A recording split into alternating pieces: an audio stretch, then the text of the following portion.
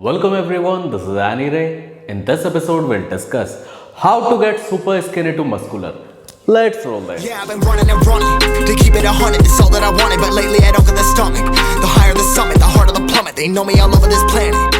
I'm just a man and I can't. Alright, so दुनिया में कुछ ऐसे लोग रहते हैं जो low calorie diet plan follow करने के बाद भी बहुत धीरे धीरे उनका वेट लॉस होता है, और कुछ लोग ऐसे रहते हैं जो बहुत ज़्यादा हाई कैलोरी खाने के बाद भी उनका वेट ही गेन नहीं होता, वो स्किनी के स्किनी रहते हैं। बेसिकली तीन टाइप के बॉडी टाइप्स रहता है, एक रहता है एक्टोमॉर्फ, दूसरा रहता है एंडोमॉर्फ और तीसरा रहता है मेसोमॉर्फ, और किसी किसी केसेस में ये कॉम्बिनेशन भी रह सकते हैं। तो आज हम एक्टोमॉर्फ स्किनी गाइस के बारे में बात करेंगे जिनको वेट गेन करने में बहुत ज़्यादा तकलीफ होती है, और इस वीडियो के टिप्स को अगर आप फॉलो करेंगे तो जल्दी जल्दी आपका वेट गेन होगा। बट वीडियो स्टार्ट करने के पहले एक छोटा सा रिक्वेस्ट, अगर आपने मुझे अभी तक इंस्टाग्राम पे फॉलो नहीं किया तो डिस्क्रिप्शन में लिंक होगा, वहां जाके जरूर फॉलो करिएगा। तो स्टार्ट करते हैं आज का एपिसोड। सबसे पहले ये जान लेते हैं जो स्किनी गाइज रहते हैं उनको वेट गेन करने में इतनी तकलीफ क्यों होती है।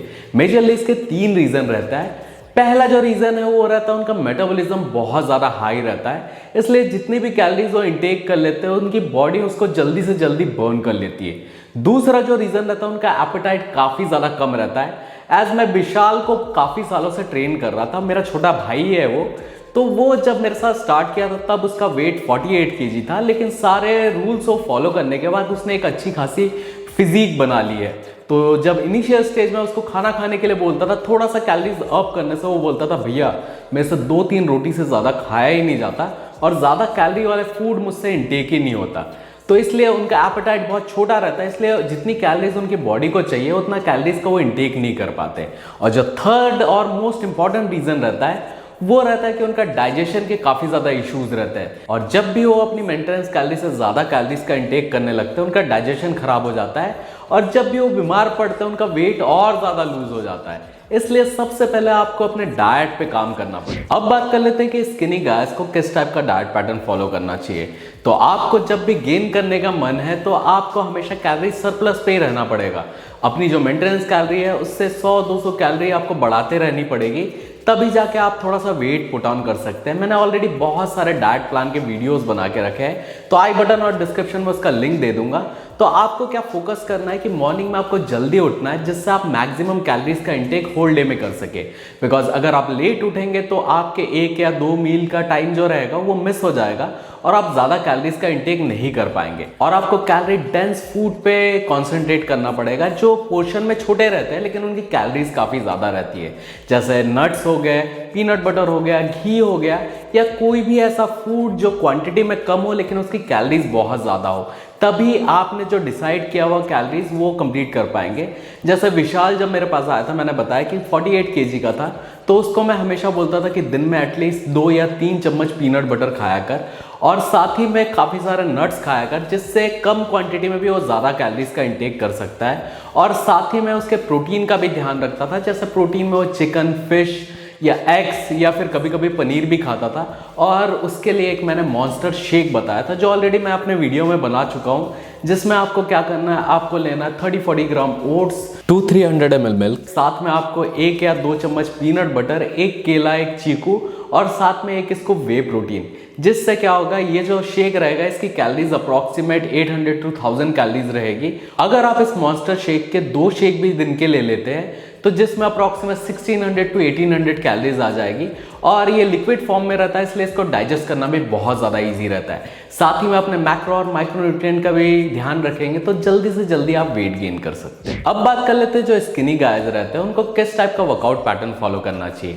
तो मेरे हिसाब से उनको push pull legs workout pattern follow करना चाहिए, जिसमें मंडे को चेस्ट करेंगे, ट्यूसडे को बैक करेंगे, वेंसडे को लेग्स करेंगे, थर्सडे को शोल्डर करेंगे, फ्राइडे को आर्म्स करेंगे, और सैटरडे को अगेन वो लेग्स करेंगे।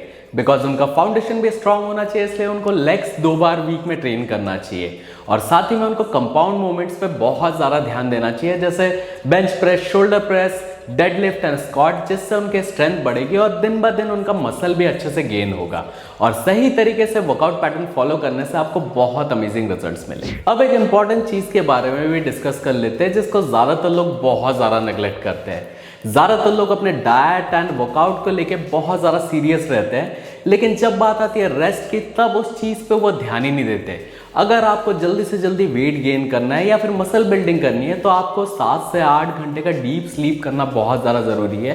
बिकॉज जब आप सोते हैं तभी आपके मसल्स रिकवर होते हैं, जिससे आप जल्दी से जल्दी अपना वेट गेन और मसल बिल्डिंग कर सकते हैं। अब बात कर लेते हैं कुछ सप्लीमेंट्स की। अगर आपका डाइट ऑन पॉइंट है, वर्कआउट ऑन पॉइंट है और साथ में आपका रेस्ट ऑन पॉइंट है, तब जाके आप सप्लीमेंट्स के बारे में सोच सकते हैं।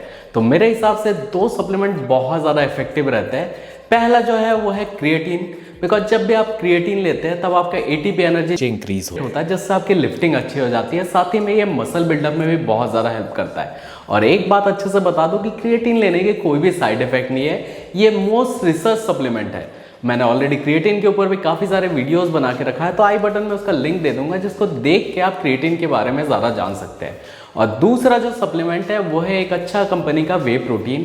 बिकॉज अगर आपकी नेचुरल डाइट से प्रोटीन रिक्वायरमेंट पूरी नहीं हो रही है तो जाके आप एक अच्छे वे प्रोटीन पे इन्वेस्टमेंट कर सकते हैं। और अगर आपका जिम ट्रेनर या कोई सप्लीमेंट स्टोर वाला आपको गेनर सजेस्ट कर रहा है तो कोई भी गेनर में अपने पैसे वेस्ट मत करिए। बिकॉज गेनर में बहुत स्मॉल अमाउंट ऑफ प्रोटीन रहता है, बाकी सब फिलर्स रहते हैं जैसे कार्बोहाइड्रेट, फैट एंड शुगर, जो आपको घर पे फ्री में ही मिल जाएंगे। इससे अच्छा आपको मॉन्स्टर शेक में इन्वेस्टमेंट करना चाहिए, जो मैंने प्रीवियसली बताया हुआ है, जिसको लेने से बहुत अमेजिंग रिजल्ट्स मिलेंगे। और अगर आपको सप्लीमेंट परचेस ही करना है तो सिर्फ क्रिएटिन एंड प्रोटीन पे ही कॉन्सेंट्रेट करें। Last but not the least, आपको बहुत ज़्यादा पेशेंस रखना पड़ेगा।